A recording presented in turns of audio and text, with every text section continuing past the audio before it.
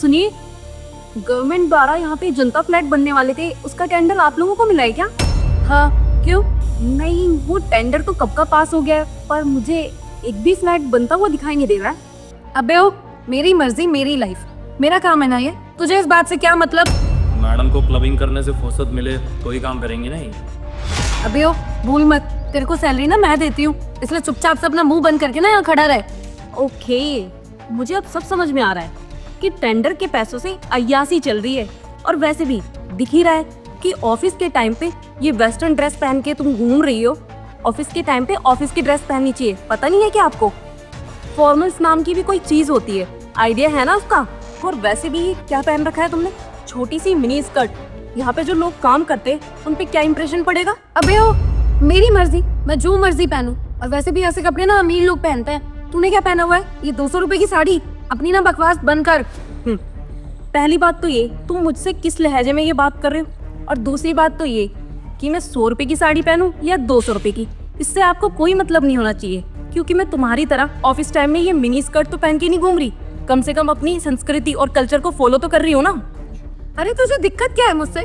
कुछ भी पहनूं मैं, खुद तो तू इतनी गंदी सी साड़ी पहन के यहाँ पर खड़ी हुई है।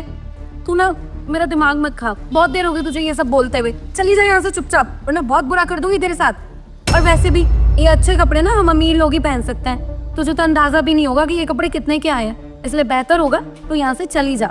और मुझसे ना अब ज्यादा फालतू बकवास करने की जरूरत नहीं है। जी हाँ, देख पा रही हूँ मैं कि आपने कितनी महंगी ड्रेस पहनी है और कहाँ से आ रहे हैं आपके पास ये पैसे। टेंडर के पैसे से आप ये अय्यासी कर रही हैं और ये महंगे महंगे कपड़े खरीद रही हैं, और सरकार का पैसा आपके पर्सनल खर्चों में जाएगा तो टेंडर कैसे पूरा होगा? और देख रहे हो यहाँ की हालत, सफाई तक नहीं हुई है अभी तक। मेरी मर्जी मेरा टेंडर, मेरा जो मन में आएगा मैं वो करूंगी। तू होती कौन है मुझे समझाने वाली? और वैसे भी कितनी बार बोलूं मैं तुझे, निकल जा यहाँ से, मेरा दिमाग मत खराब कर। अच्छा, अब आप मुझे बताएंगे कि मुझे यहाँ खड़े रहना चाहिए या यहाँ से चले जाना चाहिए? अरे मैडम, जाने दीजिए ना, क्यों आप इनकी इतनी बेइज्जती करे जा रही हैं? वो भी तो एक औरत है और आप भी। ऐसे औरत की बेइज्जती करे अच्छा थोड़ी ना लगता है। छोड़ दीजिए, जाने दीजिए। तू क्यों बोल रहा है बीच में? तुझे सैलरी मैं देती हूँ, ये बात भूल जाता है क्या बार बार? तुझे 2 मिनट में नौकरी से निकाल सकती हूँ मैं। और वैसे भी इसकी तरफदारी इसलिए कर रहा है ना, इस जैसा ही है, क्योंकि दोनों एक जैसे फटीचर लग रहे हो। इसकी ना ज्यादा तरफदारी करने की जरूरत नहीं, मेरे अंडर में काम करता है तो मेरी सुननी पड़ेगी, समझा? सुनिए, देखिए आप जाइए यहाँ से, क्यों आप फालतू में बहस कर रही है? अरे वो मैडम है, उनकी मर्जी, वो जो मर्जी करे। और वैसे भी ये उनका टेंडर है, उनकी पर्सनल चीज है, आप इसमें दखल अंदाजी मत कीजिए। और प्लीज आप जाइए यहाँ से। देखिए, भले ही आपकी मैडम आपको सैलरी देती है, लेकिन आप ना गलत के साथ खड़े हैं, गलत का साइड दे रहे हैं, तो फिर आप भी उतने ही गलत हो जितने की ये। और एक बात तो ये, तुम ऐसे इनका साथ देते रहे ना तो बहुत जल्दी तुम्हारी नौकरी भी चली जाएगी। मैडम, जो आप ये घमंड में बोल रही हो ना, ये घमंड आपका नहीं है, ये सरकार को पैसों का घमंड बोल रहा है आपका। और जब आपका ये घमंड उतरेगा ना, जब आपको पता चलेगा कि आपकी असली औकात क्या है। इस एरिया के सारे टेंडर आप ही के पास आ रहे हैं ना, जब ये टेंडर आने बंद हो जाएंगे ना, जब आपको पता चलेगा। अबे ओ, तो मेरी चिंता मत कर, अपनी चिंता कर। तुझे पता है मेरे पास कितना पैसा है? तुझे यहीं खड़े खड़े खरीद सकती हूँ मैं। रुको, मैं आपको अभी दिखाती हूँ कि मैं हूँ कौन। सुनिए, आप अपना फोन दिखा सकते हैं क्या? श्योर, ये लीजिए।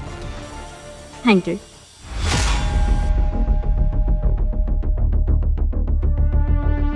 हेलो ऑफिसर, जो राजनगर में मेन रोड पे हमारा टेंडर चल रहा है ना, मैं वहाँ पे खड़ी हूँ, यहाँ पे आ जाओ तुम।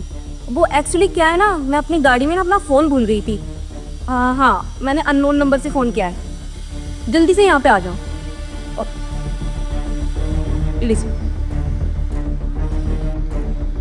मैडम, अब जो आपके साथ होगा ना, आप वो देख भी नहीं पाएंगी।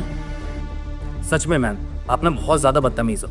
मुझे भी अब आपके साथ काम नहीं करना है, बहुत हो चुका है। अरे आपको तो तमीज ही नहीं है कि दूसरों से कैसे बात की जाती है।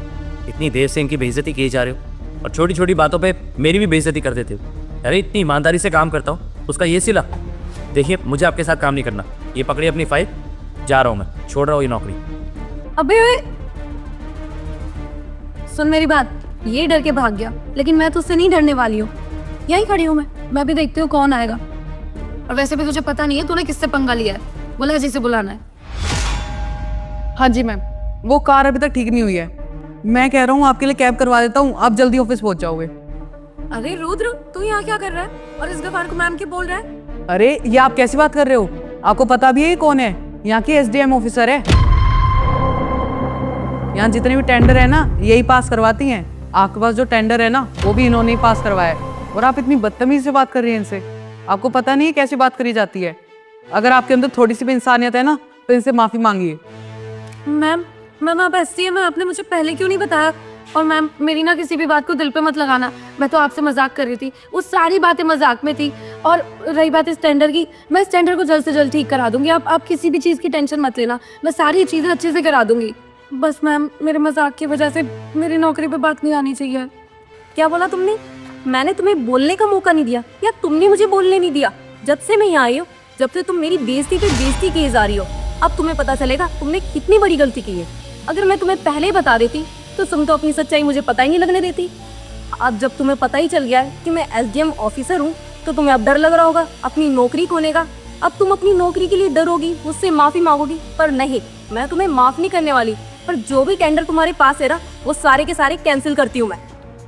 तो रुद्र, इनके पास जो भी यहाँ के सारे टेंडर है ना, अभी के अभी कैंसिल करो और इनकी जल्दी से जल्दी फाइल ना मेरी ऑफिस में पहुँचाया जाए, क्योंकि मैं इन्हें ना फटाफट सस्पेंड करूँगी, क्योंकि इनका जो घमंड है ना, वो ऐसे ही जाएगा।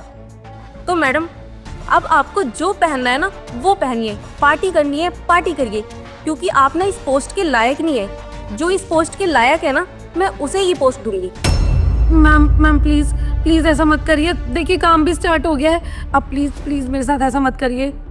तुम्हें क्या लगा था तुम्हारी ये सच्चाई कभी सामने नहीं आएगी, पर सरकार का पैसा ऐसे ही खाती रहोगी? कहते हैं ना, जो होता है अच्छे के लिए होता है। वो तो क्या है कि मेरी गाड़ी खराब हो गई, तो मैं टहलते टहलते यहाँ अंदर आ गई और मैंने आप लोगों की बातें सुन ली, और यहाँ आके देखा तो यहाँ तो कुछ और ही चल रहा था। मैडम, टेंडर कब का पास हो चुका है, पैसा भी आ गया हमारे पास, कब स्टार्ट होगा? अरे एसडीएम मैम का मेल भी आया था, क्या रिप्लाई दूं समझ नहीं आ रहा मुझे। तो तुम संभालो ना एसडीएम मैम को, बोलो उनको कुछ भी। ये सब मेरा काम नहीं है, मुझे मत बताओ ये सब आके। और वैसे भी हमने पैसे कमा लिए ना। मैम मैं मानता हूँ, उन्होंने प्रूफ मांगा है, फोटो मांगी है। हाँ तो फोटो भेज दो ना, क्या दिक्कत है? इसको थोड़ा साफ करवाओ और यहीं की फोटो भेज दो। अरे मैडम, ये सड़क की थोड़ी ना फोटो मांगी है उन्होंने बिल्डिंग की मांगी है, जिसका टेंडर पास हुआ है, वो कहाँ से दूं? हाँ तो इसमें कौन सी बड़ी बात है? ये पीछे वाली बिल्डिंग है, इसकी फोटो क्लिक करके भेज दो। उनको कौन सा पता चल रहा है कि जनता फ्लैट है या कोई और है? देख तू ना नया नया है, तेरे को नहीं आता काम करना, और वैसे भी जितने पैसे मिले थे वो सब तो मैंने खा लिए, तो ऐसे ही फायदा कराते हैं अपना। अब तुम हैंडल करो, तुम्हें कैसे करना है। लालची खुद है और फंसाना मुझे चाह रही है। ठीक है मैडम, मैं कुछ करता हूँ।